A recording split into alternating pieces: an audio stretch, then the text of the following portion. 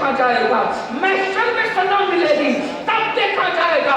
اس کا مطلب یہ ہے کہیں نہ کہیں ایمان کمزور ہوا ہے، کہیں نہ کہیں اللہ رسول کی باتوں پر سے یقین کمزور ہوا ہے۔ اور یاد رکھنا کوئی گناہ اتنا نقصان نہیں پہنچاتا جتنا اللہ کی باتوں سے یقین کا کمزور ہو جانا نقصان پہنچاتا ہے۔ کوئی انسان جب ہمیں کہہ دیا گیا کہ تم پر عذاب ہوگا اگر گناہ کرو گے تو، اور عذاب دینے والا کون ہے؟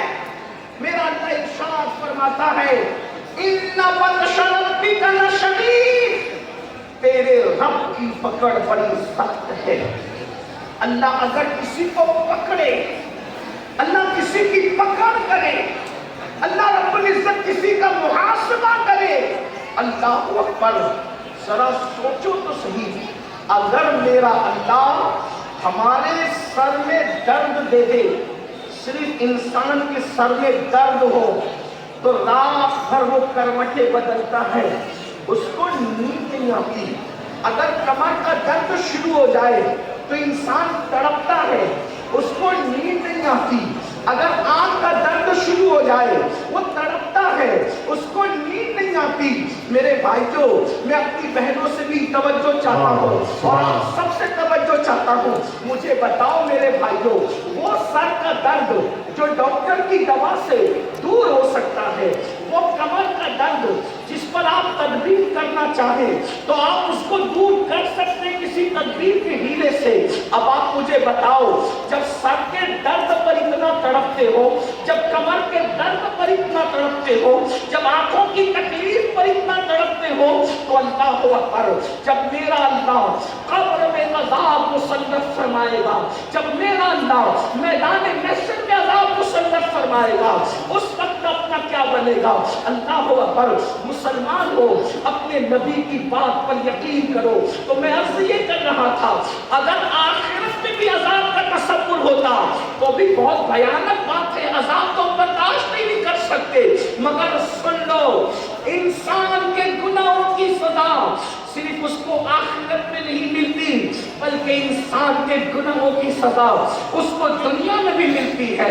انسان کے گناہوں کی سزا اس کو دنیا میں بھی آتی ہے۔ اللہ اکبر، اللہ اللہ۔ آئیے میں آپ کو بتاؤں، ایک بزرگ فرماتے ہیں کہ جب میں رات کو گناہ کرتا ہوں، جب میں رات کو گناہ کرتا ہوں تو صبح میں دیکھتا ہوں کہ میری سواری میری نافرمانی کرتی ہے، یعنی میرے رات کے گناہ کا اثر میری سواری سے بھی ظاہر ہوتا ہے۔ میری سواری میری موافقت نہیں کرتی، میری سواری میری بات نہیں مانتی۔ اللہ اکبر، اندازہ فرمائے، اس کا مطلب یہ ہے اگر سواری موافق نہ ہو، انسان کی موافقت نہ کرے تو اللہ اکبر، یہ گناہ کا اثر ہے۔ فرماتے ہیں چراغ جو بجھتے ہیں وہ بھی گناہوں کی وجہ سے، ٹھوکر جو لگتی ہے وہ بھی گناہ کی وجہ سے، اولاد جو نافرمان ہوتی ہے وہ بھی گناہ کی وجہ سے۔ گناہ کو کیا سمجھتے ہیں؟ گناہوں کو کیا سمجھ رکھا ہے؟ آج ہر ماں باپ شکایت کر رہے، مولانا میرا بچہ فرما بردار نہیں ہے۔ میں کہتا ہوں تم نے اللہ کی فرما برداری کی ہوتی تو شاید تمہاری اولاد تمہاری نافرمان نہ ہوتی۔ مجھے بتاؤ، جو اللہ کی نافرمانی کرے اس کی اولاد اس کی فرما برداری کیسے کرے؟ تو یاد رکھنا، جو ماحول ہے صرف گناہ کی وجہ سے، مسلمانوں گناہ کرنا چھوڑ دو، گناہ کرنا چھوڑ دو، اللہ سے رشتہ جوڑ لو، پھر دیکھو کیسے کرم کی برسات ہوتی ہے، پھر کیسے چھما چھم کرم برستا ہے۔ اب یہاں ایک بات یہ کہنے میں آتی ہے کہ حضرت ٹھیک ہے، گناہ کی بات تو روزانہ ہی سنتے ہیں، گناہ چھوڑنا چاہتے ہیں، گناہ سے چھٹکارا نہیں ملتا، یہ بات ہے۔ کوئی مسلمان ایسا نہیں جو گناہ کرنا چاہتا ہو، گناہ چھوڑنا چاہتے ہیں، چھٹکارا نہیں ملتا۔ بالکل ایسے ہی جیسے چور کمبل چھوڑنا چاہتا ہے لیکن کمبل چور کو نہیں چھوڑتا، تو گناہ سے چھٹکارا کیسے ملے؟ کوئی کہتا ہے یہ کرو، وہ کرو، وہ کرو، وہ کرو، میں نے کہا کچھ نہ کرو، ایک بات کرو بس، اگر گناہ کی دنیا سے نکلنا ہے اگر گناہ کے دلدل سے نکلنا ہے، اگر گناہ کی نحوست سے نکلنا ہے، اگر گناہ اور جرائم سے ہجرت کرنا ہے، میری بات نہ سنو، کسی کی نہ سنو، اللہ کا فرمان سنو۔ گناہ سے بچنے کا سب سے بہترین دستور قرآن میں موجود ہے۔ اگر گناہ سے نکلنا ہے تو میرا اللہ فرماتا ہے نماز پڑھنا شروع کر دے، تو خود گناہوں سے نکلتا چلا جائے گا، کیونکہ نماز میں اتنی طاقت ہے، نماز میں اتنا پاور ہے۔ اللہ ارشاد فرماتا ہے ان الصلاۃ تنہی عن الفحشاء والمنکر، بے شک نماز ہر برائی سے اور بے حیائی سے روک لیتی ہے۔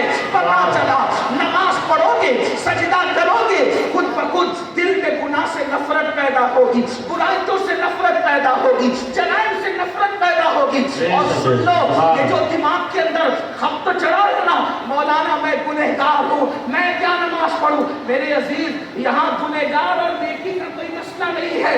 میرے نبی نے تو انسان کو اللہ سے جوڑنے کے لیے کتنا خوبصورت قانون عطا کیا، کتنا حسین قانون عطا کیا۔ ایک بات آپ کو بتاؤں، حدیث میں جو ہے، حدیث میں جو ہے اس پر ہمارا ایمان ہے، حدیث میں جو اس پر ہمارا یقین ہے۔ اللہ کے رسول نے فرمایا جس وقت بندہ سجدے میں چلا جاتا ہے، اللہ اور بندے کے درمیان جتنے پردے ہوتے ہیں اللہ سارے پردوں کو اٹھا دیتا ہے۔